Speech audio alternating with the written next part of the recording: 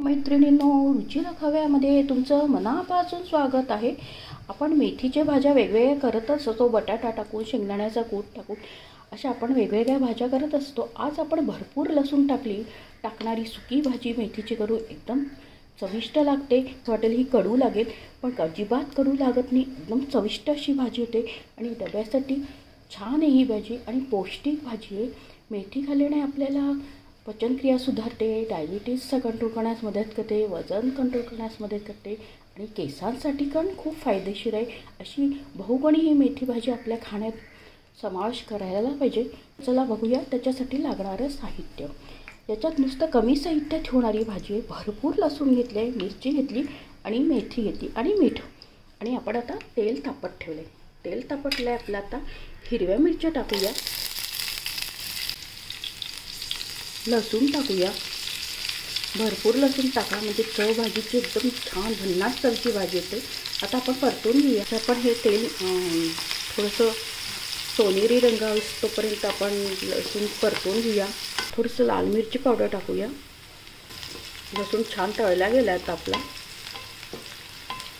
आपण याच्यात लसूण छान तळला गेलाय, आता मिरची टाकूया।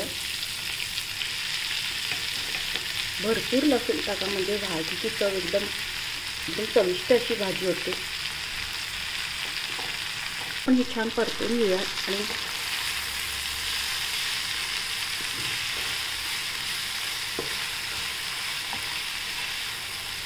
आता याच्यावर आपण झाकण ठेवूया।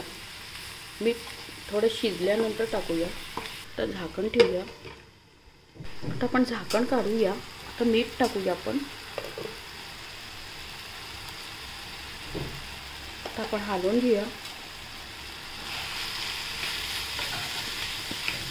आता आपण तिला कोरडी होईपर्यंत करून घेऊया। ही तुम्हाला डब्यासाठी पण छान भाजी आहे। ही भाजी रेडी आहे बघा, छान कुरकुरीत अशी होती ही भाजी, नुसती मेथी वापरून केली आहे। आता आपण प्लेटमध्ये सर्व करूया। आपली सुकी लसूणी पालक डब्यासाठी एकदम छान आहे, झटपट होणारी आहे आणि चविष्ट लागते अशी, कुरकुरीत पण होती ही भाजी। याच्यात भरपूर लसूण वापरल्यामुळे ते कडवटपणा कमी लागतो आणि त्याला चांगले परतून घेतले तर एकदम कुरकुरीत होते। डब्यासाठी एकदम छान झटपट होणारी कमी साहित्यात ही भाजी आहे। तुमच्या घरात लहानांपासून मोठ्यांना नक्कीच आवडेल। अशा पद्धतीने भाजी तुम्ही करून बघा आणि आपल्या चॅनलला जास्तीत जास्त फ्रेंड सर्कलमध्ये शेअर करा आणि रेसिपी आवडल्यास प्लीज लाईक आणि सबस्क्राईब अवश्य करा। लवकरच भेटूया अशाच नवीन रेसिपीसोबत। तोपर्यंत मस्त खा, स्वस्थ राहा, आनंदित राहा। मला असाच सपोर्ट आणि प्रोत्साहन देत राहा। थँक्यू, धन्यवाद।